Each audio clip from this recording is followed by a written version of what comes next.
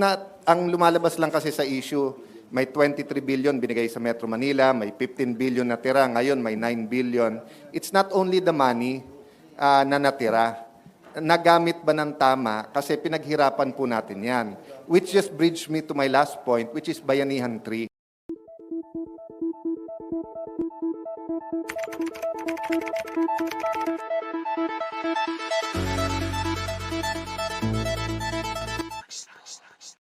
So it's not, ang lumalabas lang kasi sa issue, may 23 billion binigay sa Metro Manila, may 15 billion natira, ngayon may 9 billion. It's not only the money na natira. Nagamit ba ng tama? Kasi pinaghirapan po natin yan. Which just bridged me to my last point, which is Bayanihan 3. If you look at all the other countries, grabe na yung mga stimulus nila, no? Let me update you next week, but as of 2 weeks ago, di ba? Parang 10 billion dollars tayo, so meaning 500 billion pesos, which is basically Bayanihan 1. But if you look at Malaysia, Thailand, Vietnam, Indonesia, they're ranging from 20 to 75 billion dollars. And yung US, nakailan cheque na sila na direct stimulus, no? So dun sa magsasabing yung 10K ay pamumulitika, bakit ginagawa na to ng mga maliliit at pinakamayayaman din ng mga bansa, no? So poorer countries poorer than the Philippines are doing it, and then richer countries are also doing it. So I think it's very important that going to the SONA, tama ang impormasyon ng ating Pangulo, and that we have a consensus. So we're not going to work against the government. We're going to work with the government, but we're going to try to convince them that yung mga tinutulak nating stimulus ay magaganda. So sana po, itong Bayanihan 1 and 2, mapag-aralan nga, ano yung mga programang sobrang helpful para ulitin siya, at ano naman yung hindi para wag nang ulitin, at ano yung hindi in-implement, at bakit to hindi in-implement, no? So nakikita ko sa TV, sinisita parati yung walang mask o walang shield. Pero bilyon ang nilagay namin sa Bayanihan 2 para sa mga barangay health workers, sa mga tanod, dun sa mga barangay na walang pambili ng mask o shield or PPE sa kanilang mga tao. Pero ang balita ko, hindi naman nagamit to. Parang din dun sa DepEd. So what's the use of passing a budget and Bayanihan 1 and 2 kung hindi rin nasusunod kung para saan yon, no?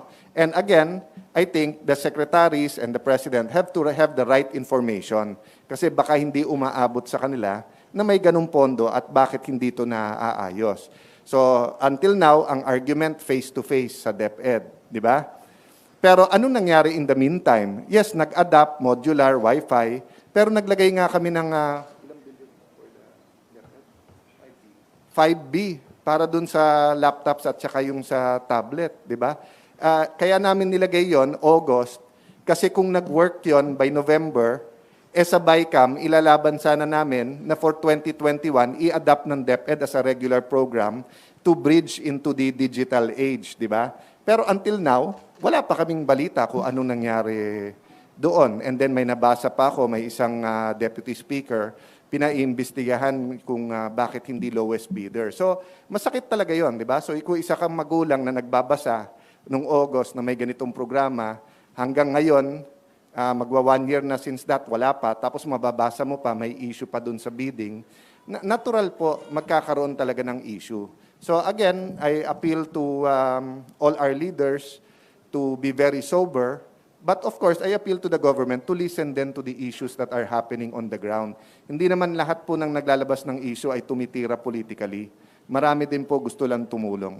So again, thank you for being here this afternoon. Tapos the group is willing to answer any of the questions. Maraming salamat po, Speaker.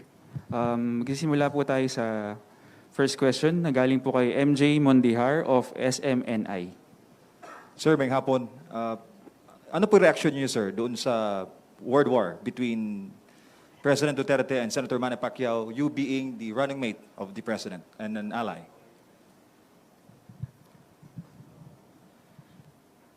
Ito kaya yung pinakamabigat na laban ni Manny Pacquiao o meron pa kayang iba, no? Dahil Siyempre, sanay tayo to root for him, pero sa larangan ng boxing yon. So, let me state muna yung consensus ng grupo when we form this group. That there are 3 areas na we will not compromise and we will push the government to be very decisive. Anong issues to? First, national territory and sovereignty. Di tayo pwede mag-compromise dyan. Kung ano ang sa Pilipinas yan. Pangalawa, corruption. Payagan mo ang konting corruption, nalingat ka lang, parang anay yan, o parang kalawang, yung buong structure mo ng bakal ay kinalawang na. No? And then pangatlo, during the pandemic, livelihood ng ating mga kababayan. Normally, we help the poorest of the poor, yung sa 4Ps. But sa ngayon, ang dami pong masisipag na walan ng trabaho. And yung pinuntahan po namin sa Guagua na farmer, 7 pesos daw yung bilis sa kanila nung talong. Lugi na daw sila kung magmamasahe pa sila sa palengke. Sa palengke daw nila, 14 pesos ang talong. Dito daw sa Metro Manila, 25 to 30 pesos. Yun ang kwento nila sa amin. So, sinong kumikita? So, ang consumer, napakalaki ng binabayad. Ang farmer, nagugutom kasi walang kinikita. Ang ganda-ganda ng irrigation nila, pero walang tubig. No? So, tinatanong nga kung pwedeng magkaroon ng deep well. Ang kanilang pataba o yung fertilizer, inuutang. Buti na lang daw, nagpapautang, tapos sa harvest na magbabayad. So, you can name any group now, whether you ask El Rey about, let's say, health or barangay health workers, whether you ask Dan about energy, whether you ask Kong Abu, former DS Abu, about Rani, about local government, agriculture, wala namang magsasabing corrupt-free ang Pilipinas eh. So I don't really know kung paano nag-umpisa yung birahan ni ating mahal na Pangulo at ating mahal na Senador Pacquiao.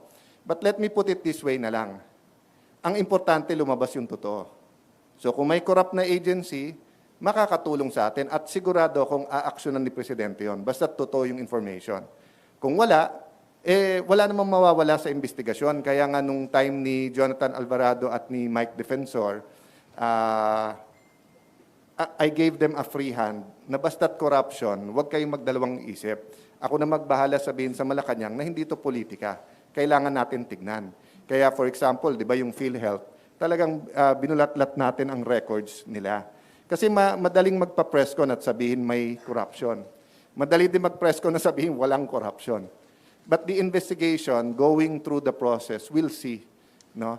And definitely, yung corruption na kurakot, ibig sabihin may kinuha ka. Pero meron din kasi yung graft eh. Yung pinabayaan mo yung pondo, nandyan lang, tapos hindi na pakinabangan ng tao. Diba? Ang laki-laki ng mga pondong nilagay natin eh. Pero minsan pagtingin namin, biglang nandyan lang. During the time na walang pandemic, baka may konting excuse. Pero ngayon sa pandemic, anong excuse mo na whether gamot yan or canned goods tapos nabubulok o bigas binubukbok, di ba? So, napaka-importante po na wala tayong compromise pagdating sa area na yon. So, naghihintay din kami kung ano yung ebidensyang ilalabas. And I'd encourage both houses, Senate and House, to have a no-nonsense investigation in all of this. No?